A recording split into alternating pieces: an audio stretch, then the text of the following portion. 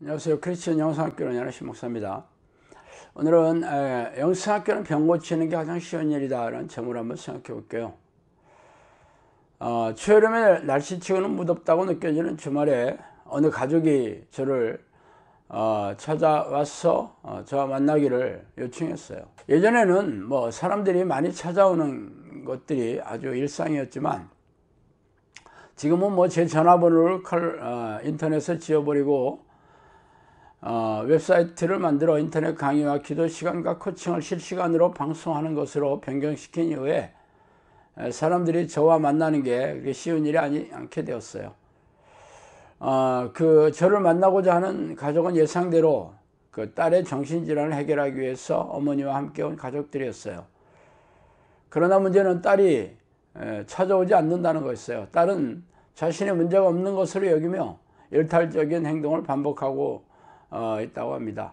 이 딸의 증상은 전형적인 정신분열 환자였어요. 아시다시피 정신분열은 완치가 잘 되지 않죠. 정신과 약을 복용하면 증세는 좋아지지만 정신과 감정을 느슨하게 하는 약효 때문에 실제적으로 완전히 치유되는 것은 아니에요. 그래서 정신과 약을 오래 복용하면 정신 능력이 현저하게 떨어져 바보 비스무리하게 된다는 것은 아시는 분들은 다 아시는 내용이에요. 영성학교는 기도훈련을 시키는 곳으로 세워졌지 손을 얹어 안수기도 해주고 문제를 해결하거나 병을 낫게 하는 사역이 중심이 아니에요. 그러나 영성학교의 기도훈련에 동참하는 사람들에게 귀신을 쫓아내고 병을 낫게 하는 기도를 해주고 있어요. 처음부터 그렇게 한 것은 아니었어요. 영성학교를 열기 전에 제가 대전에 원룸에 있을 때 귀신을 쫓아내주고 병을 치유한 후에 기도훈련을 권유했어요. 그러나 문제가 해결되고 나서는 사람들이 기도훈련에 관심을 갖고 있지 않게 사역 방식을 바꾼 것이죠. 영성학교가 문을 연 지 7년여가 흘렀는데 지금까지 제가 수백여 명의 사람들에게서 귀신을 쫓아내고 수많은 질병을 치유하며 기도훈련을 하고 있는 건 사실입니다. 그러나 성령의 사람은 소수에 불과해요.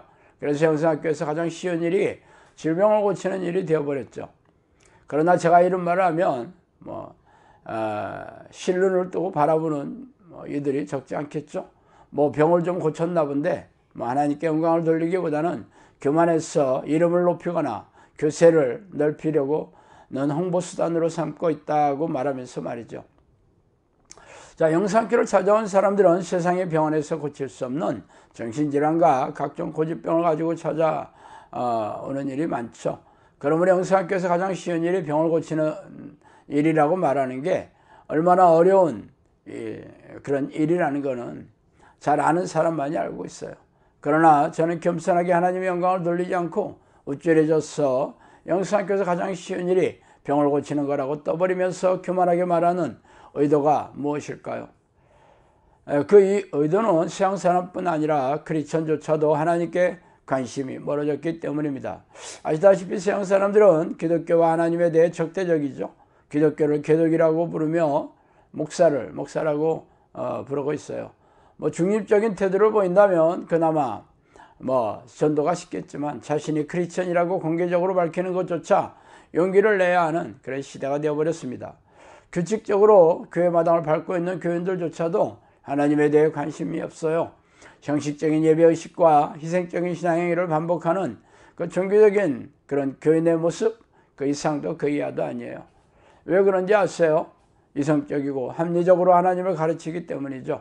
당신이 즐겨 듣는 설교를 한번 곱씹어 보세요. 상식적이거나 현학적인 성경 지식을 늘어놓거나 감정적인 터치로 소위 은혜를 쏟아붓는 설교를 당신이 즐겨 듣잖아요. 그래서 덕담과 위로, 격려와 축복으로 도배하는 설교가 판치고 있어요. 그 어디에도 기적이나 귀신 따위의 주제가 올라오지 않아요. 기적은 비합리적이며 초현실적인 방식이고 귀신도 그래서 이성적으로 합리적으로 받아들일 수가 없어요. 그래서 자신의 생각으로 받아들일 수 있는 그런 하나님에 대해서만 가르치고 배우고 있죠. 말하자면 성경에는 전지전능한 하나님이라고 기록되어 있지만 교회에서는 너털웃음을 알리며 팔을 벌리고 안아주는 마음씨 좋은 아저씨로 변질된 예수님만을 팔고 있죠. 그 어디에도 기적과 이적을 베푸시는 전지전능한 하나님이신 예수님을 찾아볼 수가 없습니다. 공생애가 시작되자 수많은 사람들이 예수님을 찾아온 이유가 무엇일까요? 예수님의 가르침이 현학적인 성경 지식을 풀어주며 감성을 터치해주고 세상 사람들에게 상처 입은 마음을 달래주고 답답한 가슴을 시원하게 뚫어주어서 그렇겠어요? 수많은 사람들이 예수님을 찾아온 이유는 고질병을 고쳐준다는 소문을 듣고 나서죠.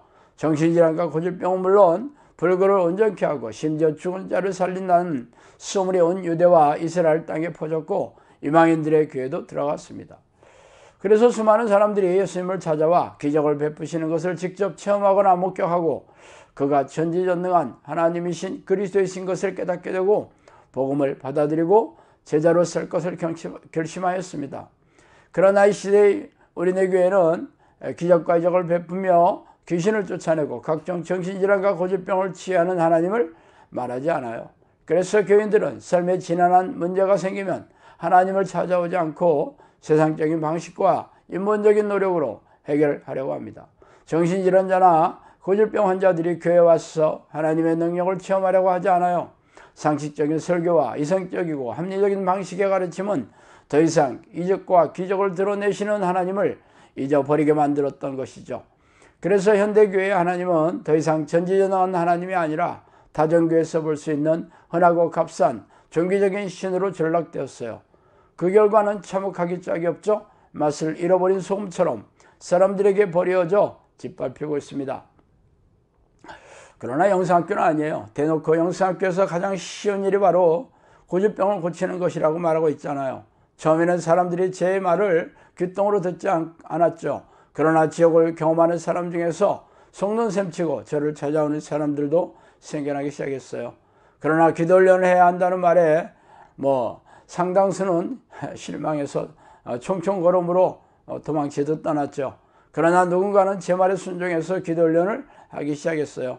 그리고 7년여가 흘렀습니다. 여전히 저는 건재할 뿐 아니라 기도 훈련하고 나서 고질병이 낫고 가정이 회복되고 인생이 바뀐 사람들이 영성학교를 교회 공동체로 삼아 아예 눌러 앉아버렸죠. 그래서 지금은 사람들이 앉을 자리가 부족해 땅을 새로 사서 새 건물을 짓거나 지금 자리에 중축을 해야 될 실정이에요. 솔직히 제 심정은 앞으로 사람들이 더 이상 오지 않았으면 하면 좋겠다 하는 생각도 있어요.